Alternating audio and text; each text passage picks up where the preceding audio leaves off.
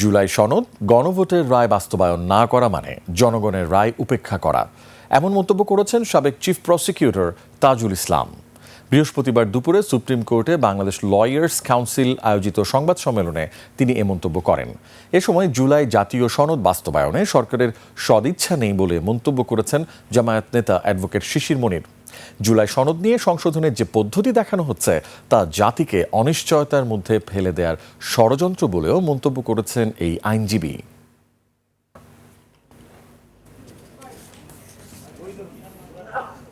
জনগণের অভিপ্রায়ের পরম অভিব্যক্তি হচ্ছে জুলাই সনদের কমপ্লিট বাস্তবায়ন, এবং সেটার মধ্যেই গণভোটের রায় বাস্তবায়ন, সেটার মধ্যেই সংবিধান সংস্কার।